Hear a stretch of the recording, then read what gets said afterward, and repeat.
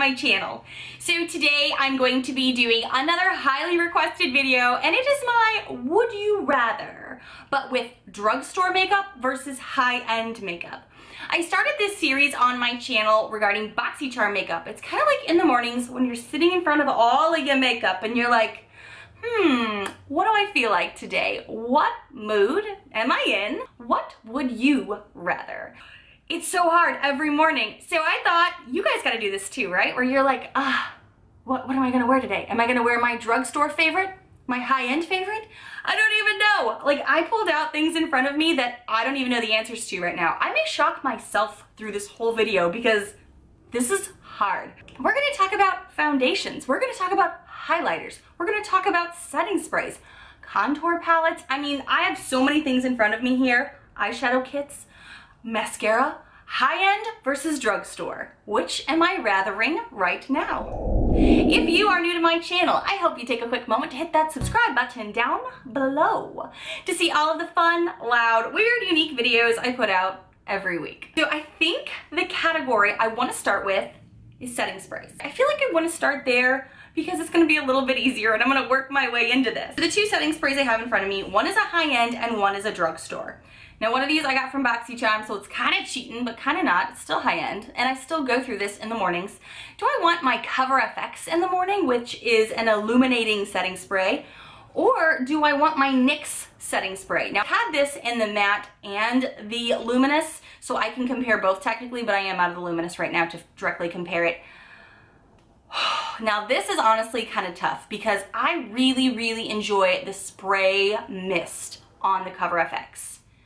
However, what I don't like about this is that I seem to have like shiny dots over my face even after this is worn down and like dried. So for me, this is a little like pros and cons. The NYX setting spray, I also really like the luminous and the matte, but the mist isn't as good and you get less product. So in the mornings, which one am I reaching for lately? Right now, I'm really reaching for my NYX setting sprays. I really like the luminous. I'm gonna be buying that. Even though I have oily skin, I still really enjoy the formula for that. I know this isn't everyone's cup of tea as far as drugstores go, but I really like it. Even though the mist isn't as fine as this, I like the finished result more than this for sure. Like I said, this right now, I don't know what, no matter how much I shake the shit out of it, I still have the issue where like I'll see dots all over my face and I like it easy. I like it easy in the morning. So right now, I would rather. The rest of the categories are gonna be so hard. I should have made myself a glass of wine for this. So I'm gonna go on now to the next category, which is contour palettes. What is my contender for high end, you ask? It's my IBY palette. Yes, again, this is kind of cheating because I got it in a Boxycharm, but this is retailed for $25 on the IBY website. You can clearly tell I love this. I've hit pan on it. I talk about it all the time. I love the big ass mirror in it.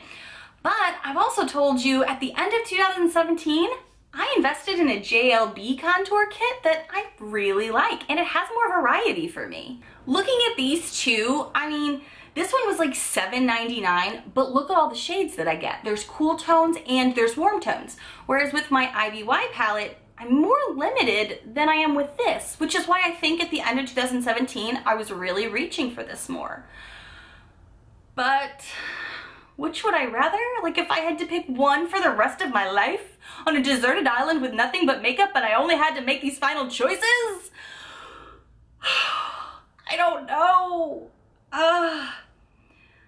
Honestly, I think as I really get into my heart of hearts of makeup about this, I honestly think my higher end one, which is my IBY palette, because it is like my OG of palettes. I've had individual pieces, but this piece here I can trust, and it gives me the nice like subtle look or dramatic look depending on how much I apply.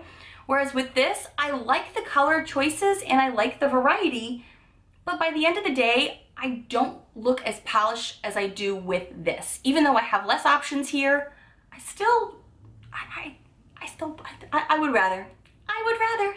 That was hard. I'm sorry. I still like you. You're not going away. Don't worry. Okay, mascaras.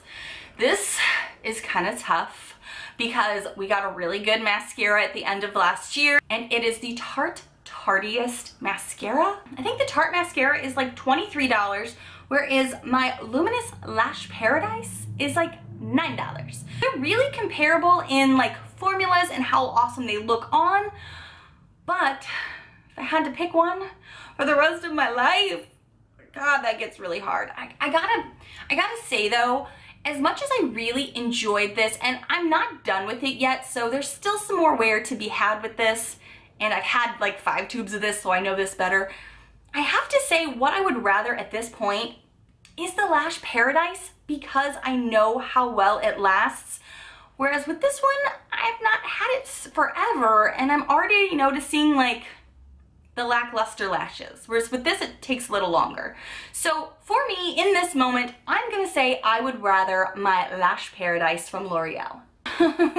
These next 3 categories are gonna suck. It's gonna be so hard. All right, let's talk about highlighters. I'm scared. All right, you guys know one of my favorite high-end highlighters is my Ofra Rodeo Drive highlighter. I talk about this all the time. This was in my Boxycharm awards. This was in my faves of Boxycharm. Love, love, love. And then there is the amazing Wet n Wild.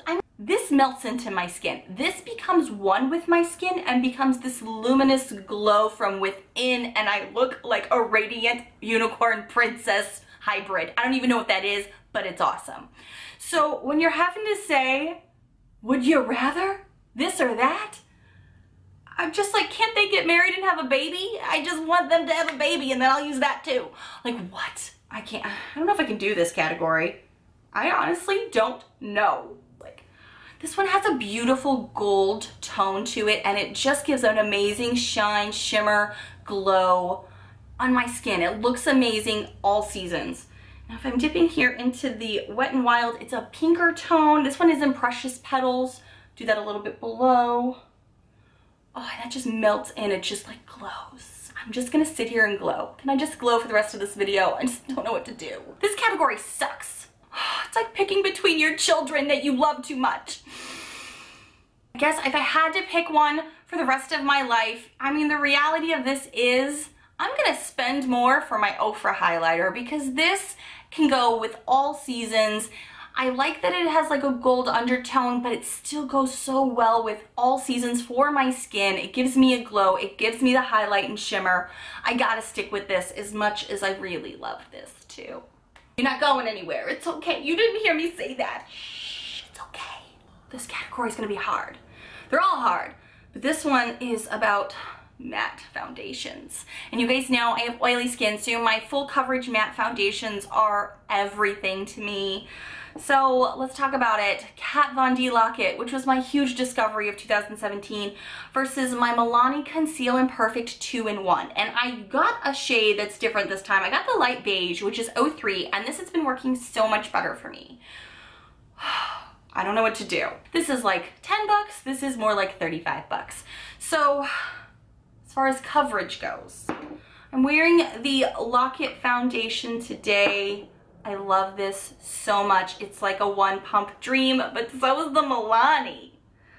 But the Milani, the hard part about the Milani foundation, I'm just putting little samples here on my hand, it oxidizes, which is why the first time I bought it, I wasn't impressed with it, and I think had it in a fail for a video of 2017 in the very beginning of the year, because it just oxidizes and has more of that orangey undertone. As I'm sitting here swatching these on my hand and looking at them, I have to say, the top one here is my Kat Von D, and down here is the Milani.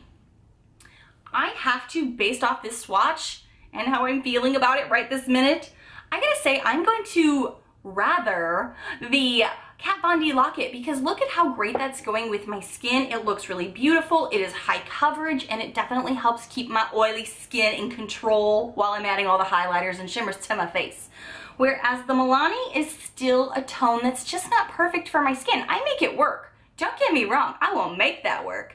But if I had to pick, I mean, it's part of the game.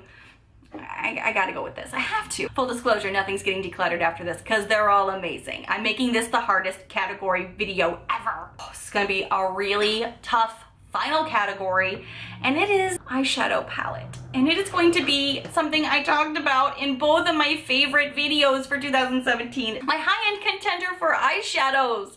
I have two sitting here next to me, and I picked these two because they have similar shades, but they're definitely like crossing the streams. Like they're definitely two different beasts in the makeup industry. We have a MAC 9-shade palette and my ColourPop You Had Me at Hello palette. Now, yes, you can't technically buy this in a drugstore, but you know what I mean. This is a crazy, amazing item that is like $16 online. And then there's MAC, and MAC is known to be like one of the MAC daddies of high-end makeup. So it's kind of like, would you rather with this? It's tough. The shades are both really great fall, winter tones. We're talking about some great like burgundy, dusty rose shades. Each one is awesome, and they're kind of comparable with looks that they could make. I'm gonna surprise myself even right now a little bit, because you guys know how much I love this product and how much I love this brand.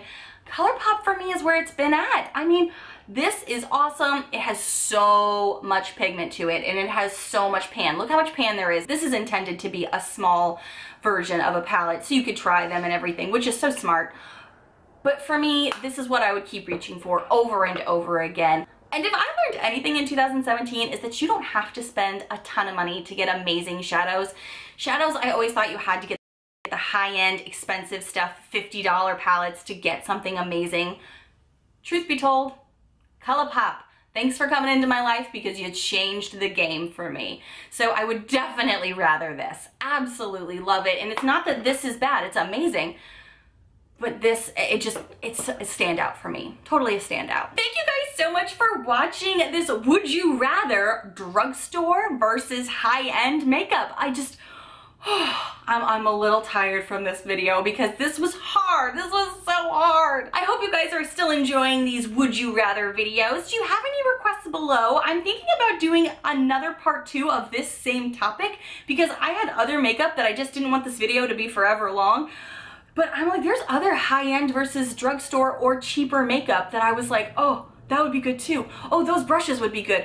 Oh, those primers would be good. So let me know if you want to see another topic of this or a different version of this. Thank you guys so much for watching. If you are new to my channel, I hope you take a quick moment to hit that subscribe button down below to see all of the fun, loud, weird, unique videos that I put out every week.